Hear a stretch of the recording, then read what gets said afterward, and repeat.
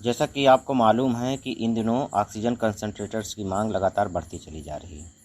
Oxygen concentrators हैं क्या, इनका उपयोग क्या है और ये किस हद तक उपयोगी हैं, इनकी क्रियाविधि क्या है, इस पर हम लोग थोड़ा चर्चा करेंगे। जैसा कि आप देख रहे हैं, ऑक्सीजन कंसंट्रेटर एक छोटा सा पोर्टेबल यंत्र है, म्यूजिक सिस्टम के बराबर। इसको आसानी से आप कहीं भी ले जा सकते हैं।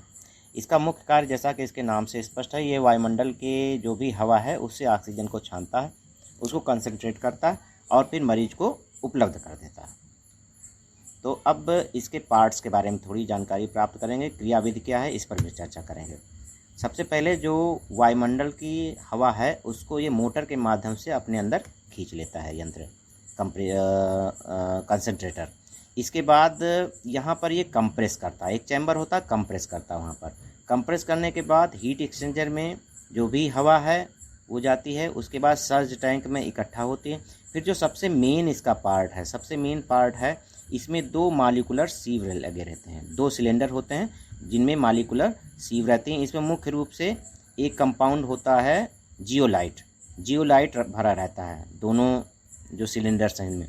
जियोलाइट का काम क्या है, ये जो हवा आई थी यहाँ से उसको आसानी से उसमें से नाइट्रोजन को अलग कर देता है। नाइट्रोजन, कार्बन डाइऑक्साइड और मॉइस्चर को ये सोख कर वाल्व के माध्यम से बाहर निकाल लेता है।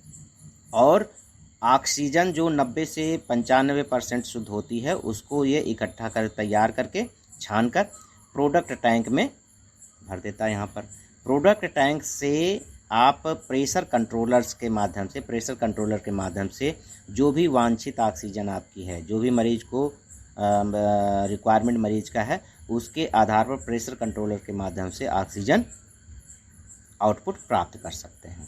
ये ऑक्सीजन डायरेक्ट मरीज को नहीं देनी है क्योंकि ऑक्सीजन ये ड्राई होती है।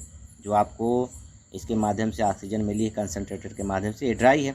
अब इसकी ड्राइनेस के कारण क्या होता है, कुछ नुकसान भी हो सकता है, गले में खराश हो सकती है या मरीज को दिक्कत हो सकती है। तो एक छोटी सी डिबिया में पानी भर दिया जाता है, उस पानी से इस ऑक्सीजन को गुजारते हैं और होता क्या है, फिर नम हो जाती है ऑक्सीजन और यह ऑक्सीजन आउटलेट के पाइप के माध्यम से मरीज को उपलब्ध करा दी जाती है।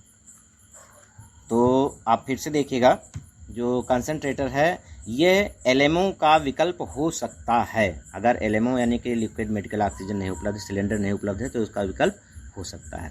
अगर मरीज की हालत ज़्यादा सीरियस है तब यह कारगर नहीं है। औसत स्थिति में इसका प्रयोग किया जा सकता है। यह थोड़ा सा इसलिए अच्छा है क्योंकि इसको रिफ़िल करने की ज़रूरत नहीं पड़ती। वायुमंडल से ही ऑक्सीजन ये जनरेट करता रहता है। एक बार खरीदने के बाद कई सालों तक इसका उपयोग किया जा सकता है।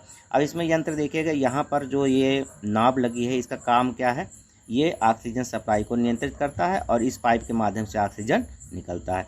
पाइप को 2 तरह से अपनी नाक में लगाया जा सकता है, डायरेक्ट पाइप को लगा सकते हैं या इसके मास्क आते हैं, ऑक्सीजन मास्क, उससे इस पाइप को जोड़कर लगा सकते हैं। तो ये उपयोगी यंत्र हो सकता है, बिल्कुल हो सकता है। एक मरीज के लिए ये काफ़ी उपयोगी है जिनमें ऑक्सीजन की बहुत ज़्यादा कमी न हुई हो, तो इसका उपयोग करिए। और मेरा तो विशेष निवेदन है कि ग्राम पंचायतों को, हर ग्राम पंचायत को एक ये ऑक्सीजन कंसंट्रेटर खरीदना चाहिए।